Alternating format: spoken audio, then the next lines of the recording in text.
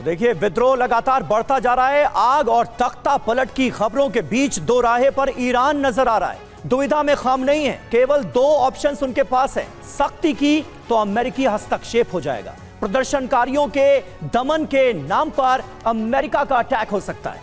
Iran Israel सीधा युद्ध मुमकिन है। ईरान में तख्ता पलट किया गया तो उसके बाद क्या अंजाम होगा ईरान के इस्लामिक शासन का, ये हम सब जानते हैं। और अगर ढिलाई बढ़ती गई तो तख्ता पलट का डर है, खतरा है। ऐसे में खामनेई करेंगे क्या? कुछ विकल्पों पर विचार कर रहे हैं। मॉस्को जाने की भी अटकलें हैं और ऐसी खबरों को लगातार अमेरिका और इजराइल की तरफ से हवा भी दी जा रही है, कैप्टन श्याम। लेकिन एक तो होता है इंफॉर्मेशन वॉरफेयर, जिसके चलते बहुत सारी खबरें प्लांट भी की जाती हैं और अमेरिका और इजराइल की तरफ से बार बार सोर्सेज ये दावा करते हैं कि खामनेई भागने वाले हैं। आज नहीं तो कल वो वक्त आएगा जरूर। लेकिन अब जो मौजूदा स्थितियां हैं, जिस तरह से विद्रोह एक बड़ा रूप पूरे ईरान में लेता हुआ नजर आ रहा है, आपके हिसाब से खामनेई के पास ऑप्शन क्या बचा है, या फिर ईरान में इस्लामिक शासन के अब बस चंद दिन ही बचे हैं?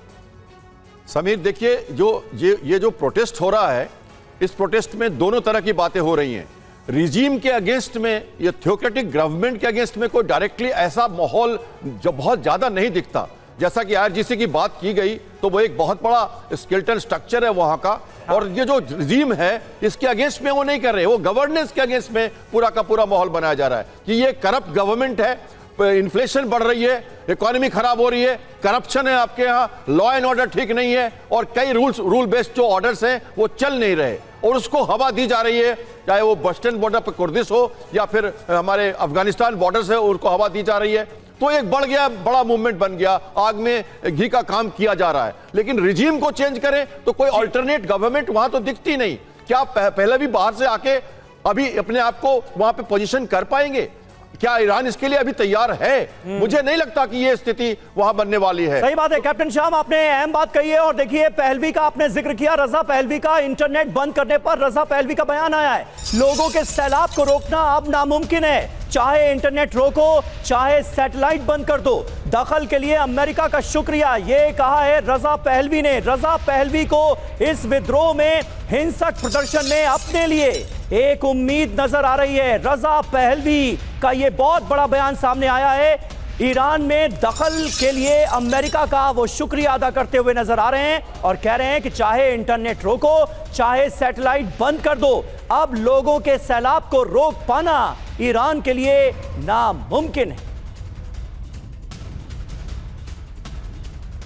और ईरान के कई शहरों पर विद्रोहियों ने कब्जा कर लिया है। खामनेई शासन को हटाने की मांग की जा रही है। जगह जगह खामनेई विरोधी नारे लगाए जा रहे हैं। खामनेई को मौत दो के नारे लगा रहे हैं लोग। तो देखिए, ईरान के शहर शहर से जो प्रदर्शन की तस्वीरें सामने आ रही हैं, वो बता रही हैं कि बड़े पैमाने पर अब ईरान हिंसा की चपेट में है। जगह जगह आगजनी हो रही है, हिंसा हो रही है, सरकारी इमारतों को निशाना बनाया जा रहा है, पुलिस और सेना के जवानों पर हमले हो रहे हैं, और कितनी भारी संख्या में लोग सड़कों पर निकले हुए हैं, ये जगह जगह से आ रही तस्वीरें बता रहे हैं।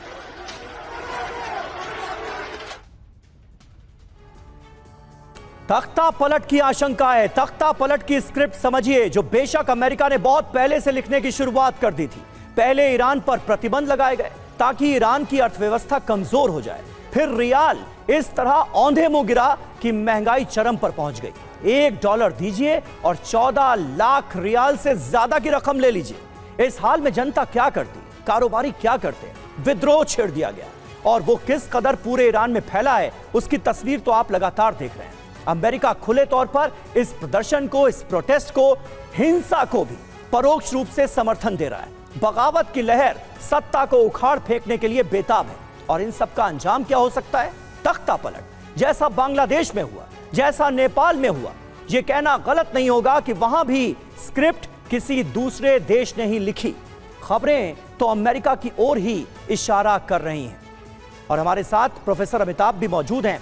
अमिताभ जी, ईरान की अपनी दयनीय हालत के लिए ईरान के सत्ताधीश जिम्मेदार हैं, इसमें तो कहीं कोई शक नहीं। लेकिन अमेरिका पूरी दुनिया को क्या मैसेज देने की कोशिश कर रहा है? जहां वो चाहेगा, जो चाहेगा वो कर लेगा। रिजीम उसके हिसाब से होगी तो सब कुछ ठीक, नहीं तो रिजीम को बदलना पड़ेगा और उसके लिए किसी भी तरह के विद्रोह को, अनरेस्ट को किसी भी देश में भड़काया जा सकता है। क्या यह मैसेज नहीं है सीधा सीधा?